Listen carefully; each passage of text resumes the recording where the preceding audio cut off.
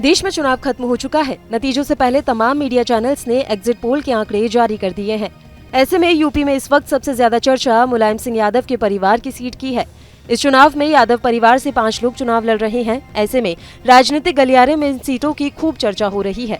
इस लोकसभा में अखिलेश यादव के परिवार से खुद अखिलेश यादव कन्नौज से, पत्नी डिंपल यादव परिवार की परंपरागत सीट मैनपुरी से, बदायूं से शिवपाल सिंह यादव के बेटे आदित्य यादव, आजमगढ़ से धर्मेंद्र यादव और फिरोजाबाद से अक्षय यादव चुनावी मैदान में हैं। डिंपल इस बार भी मुलायम के नाम पर मतदाताओं से कनेक्ट कर रही थी।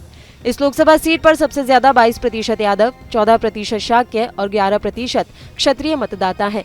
लोधी और मुस्लिम मतदाताओं की संख्या क्रमशः 7 और 4% है। यही वजह है कि जातीय समीकरणों की ठोस सड़क पर साइकिल पूरी रफ्तार से दौड़ी। इस बार बीजेपी ने यहां मुलायम सिंह की नर्सरी से निकले और प्रदेश सरकार में पर्यटन और संस्कृति मंत्री जयवीर सिंह को उतारा है। लेकिन इस बार भी पार्टी के लोगों को भरोसा है कि मैनपुरी में डिंपल साइकिल दौड़ाने में कामयाब रहेंगी।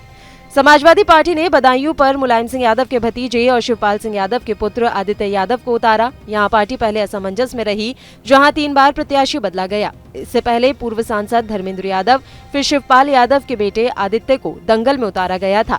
बेटे का चुनाव शिवपाल के लिए भी नाक का सवाल बन गया। वे लगातार प्रचार मैदान में रहे। यहाँ 21% यादव और 19% मुस्लिम हैं। कुशवाहा, मौर्य, शाक्य भी 10% हैं। दलित मतदाता यहाँ 12.5%, जबकि ब्राह्मण 8 और वैश्य एवं क्षत्रिय मतदाता 7% हैं। ऐसे में वोटिंग और समाजवादी पार्टी के MY समीकरण के साथ पीडीए का गठजोड़ पार्टी के लिए राहत दे रहा है। लेकिन याद रहे, अभी इस सीट पर असमंजस की स्थिति बनी हुई है। यहाँ 1996 से लेकर 2014 तक सपा की साइकिल दौड़ी थी।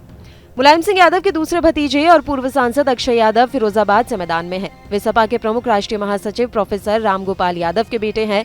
सैफई परिवार की एकता का लाभ फिरोजाबाद सीट पर इस चुनाव में देखने को मिला। लेकिन क्या ये एकता अभय यादव के पिछले चुनाव की हार को जीत में तब्दील कर पाएगी? इसकी तस्वीर 4 जून को साफ होगी। अक्षय साल 2014 की मोदी लहर के बावजूद यहाँ से चुनाव जीते थे, लेकिन 2019 में वे चाचा शिवपाल यादव के कारण बीजेपी से हार गए। उस समय सैफई परिवार में झगड़े के कारण शिवपाल ने अलग होकर प्रगतिशील समाजवादी पार्टी बना ली थी। उन्होंने फिरोजाबाद से चुनाव लड़कर 91,869 वोट प्राप्त किए थे। अब शिवपाल अखिलेश के साथ हैं। इस बार अक्षय का मुकाबला बीजेपी के ठाकुर विश्वदीप सिंह से है। ये देखना दिलचस्प होगा कि क्या बीजेपी यहाँ रिपीट करती है या सपा अपना खोया हुआ गढ़ पाने में कामयाब रहती है। अब बात कर लेते हैं आजमगढ़ सीट की।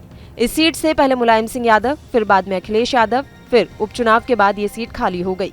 इस उपचुनाव में सपा ने धर्मेंद्र यादव को लड़ाया तो बीजेपी ने अखिलेश यादव से मात खाने वाले दिनेश लाल यादव को ही चुनावी मैदान में उतार दिया। नतीजे आए तो दिनेश लाल निरहुआ 8,000 मतों से विजयी हुए। इस बार का समीकरण कुछ अलग है। इस चुनाव में कांग्रेस सपा के गठजोड़ से और पार्टी में गुड्डू जमाली के आने के बाद से सपा के पक्ष में समीकरण बनता दिख रहा है। ऐसे में पार्टी को भरोसा है कि इस बार आजमगढ़ में साइकिल दौड़ेगी। कन्नौज से खुद अखिलेश यादव चुनाव लड़ रहे हैं। अखिलेश यादव की राजनीति डेब्यू इसी सीट से हुई है। ऐसे में इस चुनाव में उनको भले ही सुब्रत पाठक से कड़ी टक्कर मिल रही हो, लेकिन राजनीतिक विश्लेषकों का मानना है कि अखिलेश इस सीट पर बड़ी मार्जिन से चुनाव जीतेंगे।